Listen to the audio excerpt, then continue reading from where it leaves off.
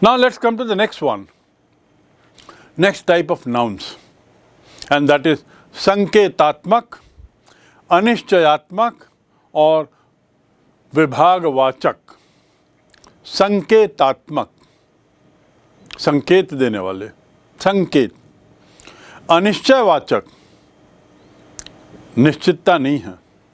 और विभागवाचक, अंग्रेजी में से क्या कहते हैं? Demonstrative, indefinite and distributive nouns, pronouns. Demonstrative, indefinite and distributive pronouns. This is a present from my uncle. ये क्या है? इसमें pronoun कौन सा है? पहले तो ये जानो। Noun तो uncle हो गया, और कोई सा noun है इसमें? Present भी noun है, gift कलेक्टिव नाउन। तो दो नाउन हैं। अब इसमें प्रोनाउन कौन सा है? सर्वनाम कौन सा है? This, yes, this is the pronoun. This किसके लिए है? जो प्रोनाउन है वो किसी नाउन के बदले आता है। तो दो नाउन है, प्रेजेंट और अंकल। तो दिस जो है वो प्रेजेंट के लिए कि अंकल के लिए है? ये जो गिफ्ट है वो अंकल ने दिया है। ये जो गिफ्ट है, इस गिफ्ट को, तो गिफ्ट की ओर इशारा है। तो ये प्रोनाउन जो है वो कहाँ इशारा कर रहा है, कहाँ संकेत कर रहा है? गिफ्ट की ओर, प्रेजेंट की ओर। तो प्रेजेंट की ओर यदि संकेत कर रहा है तो वो संकेतात्मक प्रोनाउन हो गया। दिस, दैट, दोज, इट, ये संकेतात्मक प्रोनाउन होगा। These are merely excuses. These are merely excuses. Excuse मतलब? Excuse मतलब बहाने। ये केवल बहाने हैं। इसमें नाउन कौन सा है? Excuse. उस excuse का कोई सा प्रोनाउन है? Yes, these. ये जो तुम बोल रहे हो ना, ये सब बहाने हैं। तो बहाने का के बदले आपने these यूज किया। These are merely excuses, demonstrate कर रहा है, ये बता रहा है। तो these, those, this, that, ये सब क्या हुए?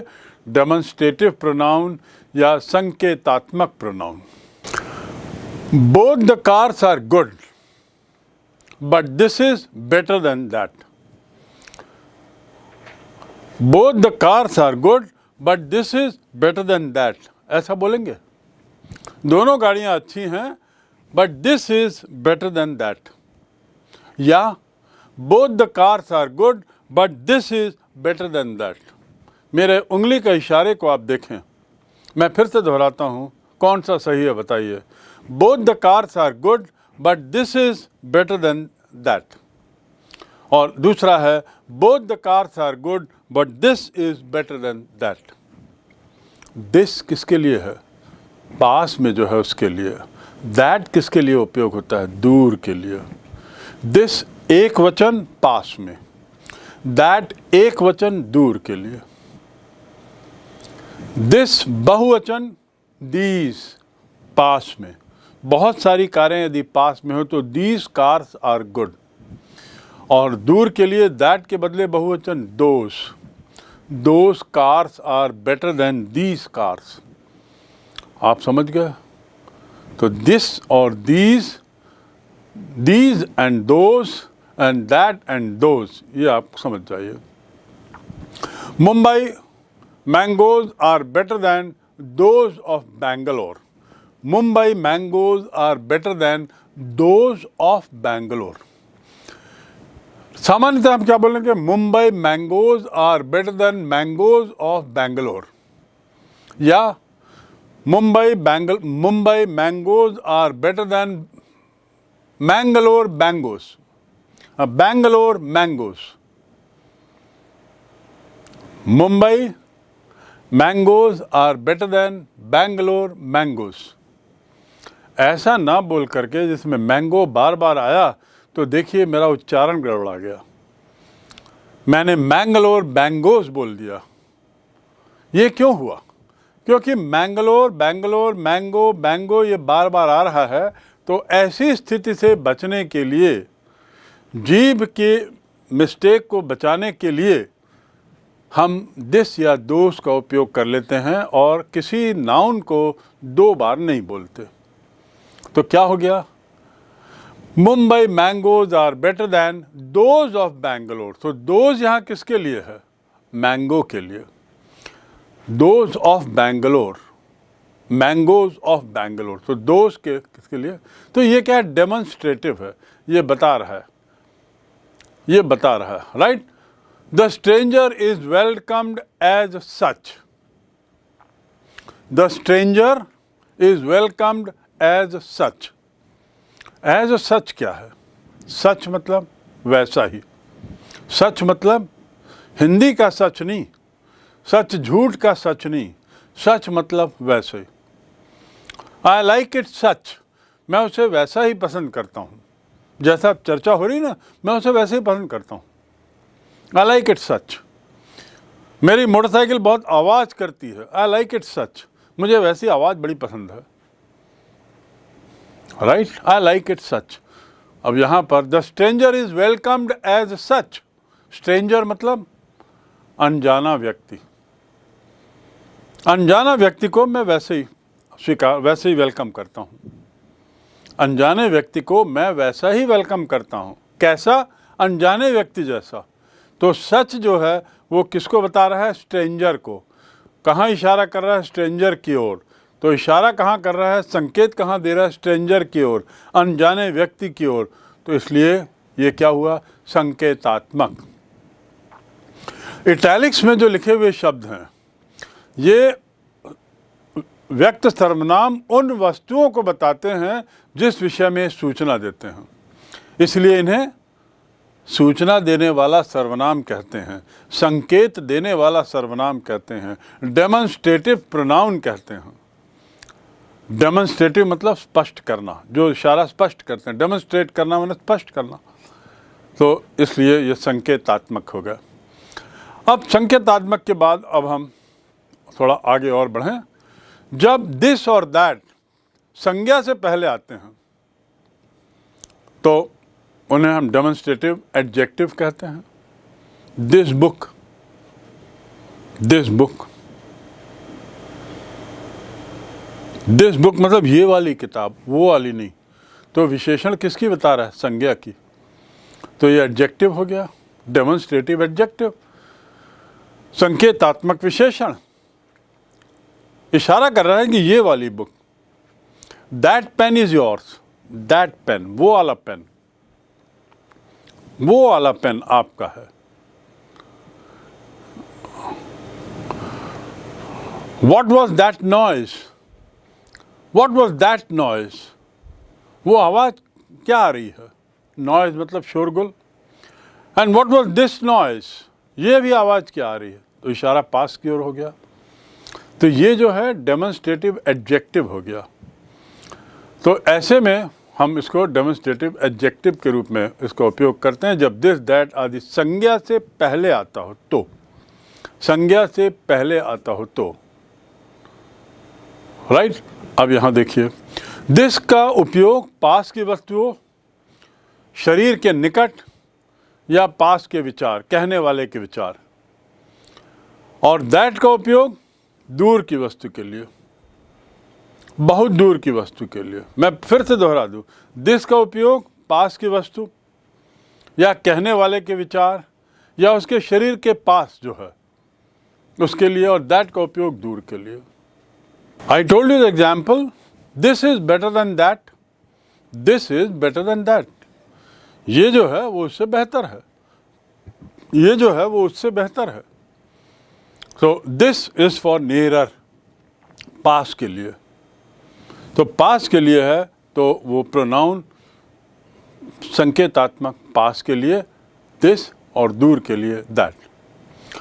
अब हम आगे बढ़ते हैं यही दिस दैट के लिए कि दैट और उसका जो बहुवचन है दोष, इसका प्रयोग पहले आई हुई संज्ञा के रिपीटेशन को बचाने के लिए भी होता है।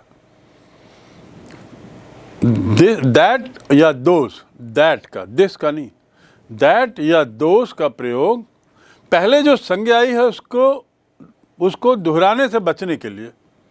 उदाहरण के लिए, the climate of Bengal is like that of Raipur.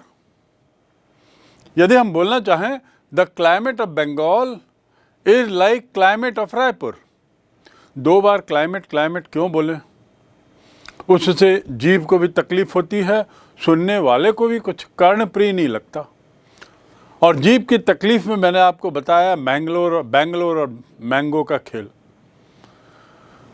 तो उससे बचने के लिए क्या होता है, दैट या दोष का उपयोग कर देते हैं सर्वनाम से को दोहराने से बचने के लिए। The climate of Raipur, the shoes of Ram are better than that of Shyam. This of Shyam नहीं होगा, दैट ऑफ श्याम होगा, ये याद रखें। दैट या दोष बहुवचन में ही उपयोग होता है, एक वचन में नहीं। The shoes of Ram are better than that of Shyam, this of Shyam नहीं। Streets of this city are worse than that of Bilaspur. Streets of this city are worse than that of Bilaspur. देखिए, स्ट्रीट्स बहुवचन है, और चूंकि स्ट्रीट्स बहुवचन है, दैट का बहुवचन क्या बनेगा, दोष।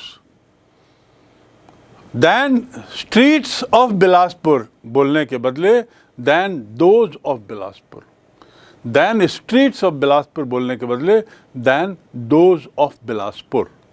सो दैट के बदले दोष, और दैट दोष किसके लिए आया है, किसी संज्ञा की पुनरावृत्ति से बचने के लिए, राइट। नेक्स्ट, जब पहले कोई 2 वस्तुओं की ओर संकेत किया जाए तो दिस का उपयोग जो है अंत में कही गई वस्तु, और दैट का उपयोग पहले कही गई वस्तु के लिए होता है। अब देखिए, दिस इज अनदर वे। जब 2 संज्ञाएं हों और बाद में उन संज्ञाओं के बदले आपको सर्वनाम का उपयोग करना हो, उन्हीं संज्ञाओं के लिए सर्वनाम का उपयोग करना हो, तो जो संज्ञा पहले आई है तो उसके लिए हम दैट का उपयोग करेंगे, और जो संज्ञा बाद में आई है उसके लिए हम दिस का उपयोग करेंगे। अंत में जो संज्ञा आई है उसके लिए दिस, और पूर्व में जो संज्ञा है उसके लिए दैट। जैसे alcohol and tobacco both are harmful.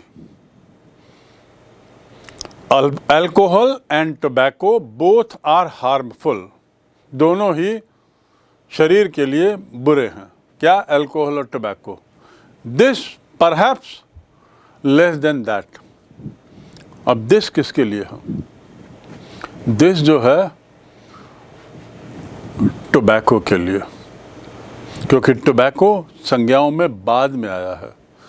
तो जो बाद में आया है उसको बताने के लिए जो पहले सर्वनाम लिया वो दिस हो जाता है, और जो पहले आया वो बाद में सर्वनाम उससे जुड़ा है, और दोनों की दूरी देखिए तो वो दैट हो गया, क्योंकि दूरी ज़्यादा है।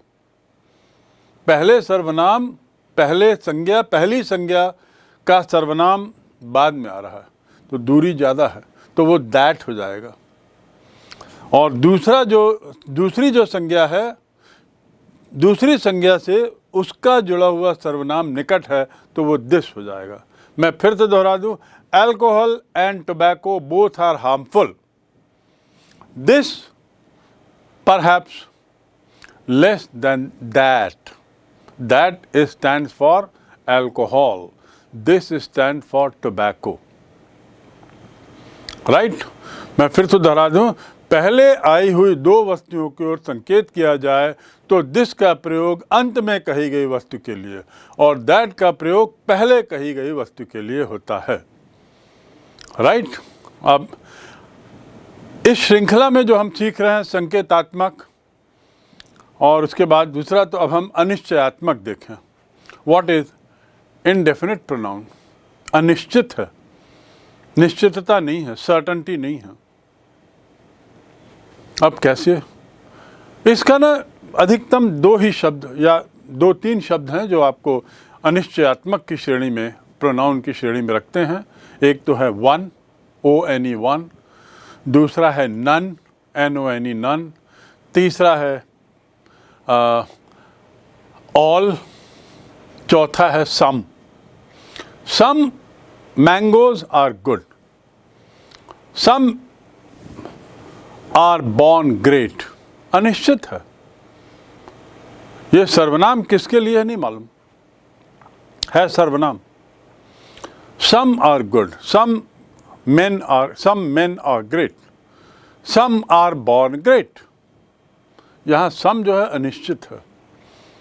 One hardly knows what to do, one hardly knows what to do। यहाँ किसी को पता ही नहीं कि क्या करना है। One मतलब क्या हुआ? किसी को। One मतलब एक नहीं, याद रखेंगे। One hardly knows what to do, यहाँ किसी को पता ही नहीं क्या करना है, तो हम क्या बोलेंगे? One hardly knows. Nobody knows what to do, यदि हम ऐसा भी कर रहे हैं तो भी हो जाएगा। None knows what to do, none of his poems are good, none of his poems are well known. कौन सी? नन, अनिश्चित है। तो none, one, some are great, some men are great, some are born great, some are born great, कोई महान पैदा होते हैं। some have greatness thrust on them, कुछ लोगों में महानता लादी जाती है। so, यहाँ पर यदि हम बात करें some अनिश्चित है, कौन नहीं मालूम। some जो है वो किस संज्ञा के लिए है नहीं मालूम, कोई संज्ञा ही नहीं आई। ऐसे ही नन के लिए भी कोई संज्ञा नहीं है, ऐसे ही वन के लिए भी कोई संज्ञा नहीं। One hardly knows what to do. अरे यार, हम लोग ऐसी जगह आ गए हैं जहाँ पे किसी को मालूम ही नहीं क्या करना है। जब ऐसा बोलता है ना, तो मुझे पता ही नहीं कि क्या करना है। One hardly knows. सो ये हो गया अनिश्चयात्मक, इनडेफिनेट प्रोनाउन, जिसमें कोई कुछ निश्चय नहीं है। संज्ञा कौन सी है जिसके बदले सर्वनाम का उपयोग हो रहा है, ये नहीं पता कौन सी संज्ञा है। राइट? ऐसे ही सम से ही इज शार्पर। कुछ लोग कहते हैं कि वो शार्प है, कुछ उससे ज़्यादा शार्प है। कुछ लोग कहते हैं वो उससे ज़्यादा। कौन कहता है? कोई निश्चित नहीं है। सम पीपल से, सम जो है वो प्रोनाउन है ना, संज्ञा तो नहीं है, किसी नाउन के बदले आया है, पर किस नाउन के बदले आया है नहीं मालूम, तो अनिश्चित है। इसलिए वो क्या हो गया? Indefinite pronoun. Do good to others, do good to others, दूसरों के लिए अच्छा करो। दूसरे मतलब कौन? XYZ कौन? महिला, पुरुष, एक वचन, बहुवचन, कौन? कुछ नहीं मालूम, अनिश्चित। तो अदर्स जो है वो यहाँ पे क्या हो गया? प्रोनाउन। कौन सा प्रोनाउन? इनडेफिनेट, कुछ निश्चित नहीं। Similarly, his words are in every one's mouth, his words are in every one's mouth. हर एक की जुबान पर उसके शब्द हैं। अरे भाई, कौन है वो हर एक? पूरी दुनिया के लोग, कि आपकी कॉलोनी के लोग, कि आपके स्कूल के लोग, कि छोटे बच्चे, कि वृद्ध लोग, कि लड़कियां, कि महिलाएं? कुछ नहीं मालूम, अनिश्चित है। वो अनिश्चित के लिए कौन सा प्रोनाउन यूज़ किया? Everyone. So everyone, one, others, anybody, some, all, ऐसे जो वेग हैं, वेग वर्ड्स, वेग प्रोनाउन। वेग मतलब जो स्पष्ट नहीं करते किस संज्ञा के लिए इनका उपयोग हुआ है, तो ऐसे प्रोनाउन क्या कहलाते हैं? Indefinite pronoun. तो इटैलिक्स में जो आप देख रहे हैं लिखा हुआ इन सब वाक्यों में, ये सब क्या बताते हैं? ये किसी वस्तु या सर्वनाम को सूचित करते हैं, या किसी वस्तु या व्यक्तियों को सूचित करते हैं, और हैं सर्वनाम। किंतु किसी विशेष व्यक्ति या वस्तु का बोध नहीं कराते। ख्याल रहिए, मैं फिर से दोहरा दूं, किसी विशेष व्यक्ति या वस्तु का बोध कराए बिना जब सर्वनाम का उपयोग होता है तो वे अनिश्चयवाचक सर्वनाम होते हैं या इनडेफिनेट प्रोनाउन कहते हैं। इनमें से अधिकांश का प्रयोग हम विशेषण की तरह भी कर सकते हैं, जैसे I will take you there one day, किसी दिन ले जाऊंगा। वन डे, किस दिन, अनिश्चित है, पर किसकी विशेषता बता रहा है, डे की, किसी एक दिन। ऐसे he is a man of few words, अनिश्चित है लेकिन वर्ड्स को बता रहा है, वर्ड संज्ञा है, उसकी विशेषता बता रहा है, तो इसलिए ये एडजेक्टिव भी होगा। Anybody, everybody, everyone, anyone, each, इसको हम जब प्रयोग करते हैं तो एक तरीके से ये भी हम कह सकते हैं कि सर्वनाम के रूप में, ही और शी के बदले हम इनका प्रयोग करते हैं। I shall be glad to help everyone, I shall be glad to help everyone in his studies. Everyone, हर एक की मदद करने के लिए, इन हिज स्टडीज, उसके पढ़ाई में, हर एक की। देखिए यहाँ अधिक फॉर्मल अंग्रेजी में हम इसका उपयोग कर रहे हैं, तो सामान्य रूप से बहुवचन जो है वो इस तरीके से चल रहा है, I shall be glad to help everyone, मैं हर एक की मदद करने को तैयार हूं, खुश होऊंगा। किसमें, हर एक की, इन हिज स्टडीज, इन हर स्टडीज, एक वचन हो गया। एवरीबडी एक वचन, एवरीवन एक वचन, एवरीवन का हिज या हर हुआ। Anybody can do it, anybody, कोई भी कर सकता है। अब देखिए, एनीबडी कोई भी कर सकता है यदि वे चाहें तो, यदि वह चाहे तो नहीं बोलते, हिंदी में क्या बोलते, कोई भी कर सकता है यदि वे चाहें तो। यहाँ जितने लोग खड़े हैं उनको मैं संबोधित कर रहा हूँ, कोई भी कर सकता है ये काम यदि आप लोग चाहें तो आप लोग हो गया, बहुवचन हो गया। तो अंग्रेजी में भी ऐसे ही, anybody can do it if they want, if they try. Anybody कहने को तो एक वचन लगता है लेकिन पूरे समुदाय को बता रहा है, तो बहुवचन में के रूप में आएगा तो दे आ जाएगा। Anybody can do it if they want. Best of them had their share, each of them had their share, each of them had his share नहीं होगा। देम यदि है तो एक समुदाय है, तो देम के लिए क्या आया, देयर। देम जो है उसके बदले सर्वनाम क्या आया, their. Each of them had their share, हर एक को उसका हिस्सा मिला। अब चलिए इन श्रेणियों में हम लास्ट सर्वनाम पे आते हैं, और वो है विभागवाचक। विभाग मतलब बांटना, बांटता है, जो ऐसा सर्वनाम जो बांटता है। और स्पष्ट करने के लिए अंग्रेजी में इसे कहते हैं डिस्ट्रीब्यूटिव प्रोनाउन। क्या कहते हैं, डिस्ट्रीब्यूट, जो डिस्ट्रीब्यूट कर दे। Few examples. Each of the boys must get a prize. देखिए, each of the boys, boys बहुवचन है लेकिन each का उपयोग हो रहा है, तो each क्या हुआ, प्रोनाउन। किसके लिए, बॉयज के लिए, और हर लड़के के लिए। हमने बांट दिया कि हर लड़के को पुरस्कार मिलेगा, हर बच्चे को पुरस्कार मिलेगा, तो हमने डिस्ट्रीब्यूट कर दिया, तो ईच क्या हुआ, distributive pronoun. Each took it in turn, each took it in turn, अपने अपने क्रम आने पर सब ने लिया, तो ईच क्या है, सुनिश्चित कर रहा है कि हर एक, डिस्ट्रीब्यूट हो रहा है, बाकायदा सब में बांटा जा रहा है, ऐसे में वो डिस्ट्रीब्यूटिव प्रोनाउन कहलाएगा। Each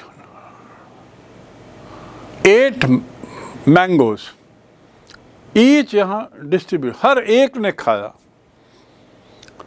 now next is either of you can go, either of you can go. अब ये क्या उपयोग है, क्या मैंने आपको पहले आइदर और, नाइदर, नॉर और ये बताया था। अब यहां देखिए either a few can go का मतलब क्या हुआ, दो लोग खड़े हैं और मैं कहता हूं either a few can go, मैंने बांट दिया, या तो तुम भी जा सकते हो या तुम जा सकते हो। Neither a few will go, ना तुम जाओगे ना तुम जाओगे, डिस्ट्रीब्यूट कर दिया, तो ये डिस्ट्रीब्यूटिव प्रोनाउन में आता है, राइट। तो ईच, आइदर, नाइदर विभागवाचक सर्वनाम है, डिस्ट्रीब्यूटिव प्रोनाउन है, क्योंकि एक समय में व्यक्तियों या वस्तुओं में से केवल एक ही सूचित करते हैं, केवल एक को ही सूचित कर रहे हैं, सबको एक साथ नहीं, डिस्ट्रीब्यूट कर रहे हैं। इस कारण ये हमेशा एक वचन में होते हैं, ख्याल रखिए। और इसीलिए एक वचन में होते हैं तो क्रिया जो है वो एक वचन रहती है, यानी क्रिया में यदि वर्तमान काल है तो एस लग जाए। Each of you Yeats, each of you Yeats, each of you eat नहीं होगा, क्योंकि एक वचन माना जाता है इन्हें। वस्तुओं या केवल एक ही चीज को सूचित करते हैं। ईच का प्रयोग अनेक वस्तुओं से अलग अलग वस्तुओं के लिए होता है। आइदर का अर्थ है दो में से पहला या दूसरा, जैसा मैंने बताया। नाइदर का अर्थ है दो में से कोई नहीं, ये मैं बता चुका हूँ। नाइदर का अर्थ है दो में से कोई नहीं, आइदर का अर्थ है दो में से कोई एक, और या आइदर जो है वो एक तरीके से निषेधात्मक रूप है। नाइदर का अर्थ है दो में से कोई नहीं, ये आइदर का निषेधात्मक रूप है। नाइदर जो है वो आइदर का क्या है, निषेध, ना तुम ना तुम। तो कितने लोगों के बीच में, दो लोगों के बीच में। या तो तुम या तो तुम, आइदर और, कितने लोगों के बीच में, दो लोगों के बीच में। इसलिए हमें आइदर और नाइदर का प्रयोग तब करना चाहिए जब दो वस्तुओं के बीच में बात हो रही हो, दो वस्तुओं के बारे में कहा जा रहा हो। और जब दो से ज़्यादा तो हम anyone, any, none, none will go. यदि दो से ज़्यादा है, कोई ना जाए हमें कहना है, तो हम क्या बोलेंगे, नन विल गो। कोई एक जाए तो हम बोलेंगे एनी वन विल गो। और यदि दो हो तो आइदर यू विल गो और यू विल गो। दो हैं तो neither you will go nor you will go. तो आप समझ गए इसमें अंतर क्या है, कि आइदर और नाइदर का प्रयोग हम जब दो वस्तुओं से के बारे में बात करते हैं तब होता है। दो से ज़्यादा हो तो हम क्या बोलते हैं, any, no one will go, no, none, no one, आदि आदि, राइट। अब ईच जो है, ये जो सर्वनाम है इसकी पोजीशन को हमेशा ख्याल रखें। तीन तरीके से इसका उपयोग होता है ईच का। ईच जो सर्वनाम है इसका उपयोग तीन तरीके से होता है। पहला, each of the main, each of the main received an award. जितने आदमी थे हर एक ने पुरस्कार प्राप्त किया। Each of the main received an award, तो ईच शुरू में हुआ। Each of these horses cost 5,000। Horses, main, each के बाद बहुवचन आया। I bought each of these mangoes for 5 rupees. Each शुरू में आया और उसके बाद बहुवचन। अब दूसरा रूप दीजिए, these man received, these men received each a reward. These men received each a reward. और दूसरा उपयोग, these horses cost each 1,000 रुपये। These horses cost each 1,000 रुपये। हर घोड़ा मेरे को 1,000 रुपये का पड़ा। हर आदमी को एक रिवॉर्ड मिला। और तीसरा रूप क्या है, these horses cost 5,000 each. I bought mangoes for 3 rupees each. अब देखिए, पहले श्रेणी में ईच शुरू में था, दूसरी श्रेणी में ईच कहीं बीच में आया, और तीसरी में ईच आखिरी में है। इसके क्या तात्पर्य हैं, क्या मायने हैं, थोड़ा बारीकी से ज़रा देखिए। मायने जानना है, इनके अंतर जानना है, इसमें समता देखना हो तो थोड़ा हम गहराई में जाएं। संख्या के बाद ईच का प्रयोग, यानी तीसरा जो एग्जाम्पल दिया वो ज़्यादा चलता है। संख्या के बाद, 1000 रुपी ईच, 5 टाइम्स ईच, संख्या के बाद। हम ये नहीं कहते the man received an award each, no, the man received 500 rupee each, हम ऐसा बोलते हैं। तो संख्या के बाद ईच का उपयोग ज़्यादा कॉमन है। अब यहाँ देखिए, दिस पॉइंट इज क्लियर कि तीनों फॉर्म में संख्या के बाद ईच लिखना ज़्यादा उपयोगी माना, ज़्यादा प्रचलन में है। It's more in practice. Now next is, now let us look at the few other sentences. Each boy took in turn. Each boy took in turn. Neither charges are true. Neither charges are true. Either end was a marble statue. At either end was a marble statue. At either end. अब देखिए ये कैसा उपयोग हो रहा है, बड़ा बहुत अच्छा है ये। At either end was a marble statue, यानी दोनों छोर पर मार्बल था। एंड माने छोर, either and had a marble statue, दोनों छोर। आइदर का मतलब मैंने कुछ और बताया अभी तक, अब यहाँ देखिए इसका कैसा उपयोग है। Either end was a marble statue, दोनों छोर पर, तो दोनों छोर के लिए शब्द क्या है? आइदर। छोर के लिए एंड, दोनों के लिए आइदर। मैंने आपको बताया आइदर और दो के लिए उपयोग होता है, दो से ज़्यादा हो तो नहीं होता। तो दो छोर की यदि बात कर रहे हैं तो either and had marble statue बोल देंगे, सही हो जाता है। ऐसे each boy took his turn, हर लड़के ने अपना टर्न लिया। Neither charges are true, neither charges are true मतलब neither this charge nor that charge, ना ये आरोप ना ये आरोप सही था, यानी दोनों ही आरोप गलत थे। तो दोनों ही आरोप गलत में दोनों के लिए क्या? Neither, neither charges are correct. ना ये आरोप सही था ना ये आरोप सही था ऐसा ना बोल करके, neither this charge nor that charge ऐसा ना बोल करके हम सीधा बोल दे neither charges were correct, were true, either charges were wrong, दोनों ही चार्ज गलत थे। अब यहाँ देखो आगे और, the two men hate each other, the two men hate each other, hate माने नफरत करना। दे चीटेड वन अनदर, एक में ईच अदर है एक में वन अनदर है, दोनों में क्या अंतर है? ईच अदर क्या होता है? जब कर्ता से संबंधित हो। वास्तव में ईच और वन कर्ता से संबंधित है, अदर और अनदर ऑब्जेक्ट है। आप देख लीजिए, they the two men hate each other and they cheated one another, they cheated one another. So what is the conclusion? कि वास्तव में यदि देखें तो ईच और वन ये कर्ता और अदर और अनदर कर्म है यानी ऑब्जेक्ट है। लेकिन ईच अदर और वन अनदर में हम क्या कहते हैं? कंपाउंड प्रोनाउन हो गए दोनों, और इसलिए कंपाउंड प्रोनाउन होते हुए हम कहते हैं they hate each other, they cheated one another. दो से ज़्यादा तो ईच अदर, ये दो से ज़्यादा तो वन अनदर, और दो तो each other. They hated each other, दोनों एक दूसरे से नफरत कर रहे थे, और वे लोग एक दूसरे से नफरत कर रहे थे। वन अनदर, वे लोग एक दूसरे से नफरत कर रहे थे। दे हेटेड वन अनदर मतलब सब एक दूसरे से नफरत कर रहे थे।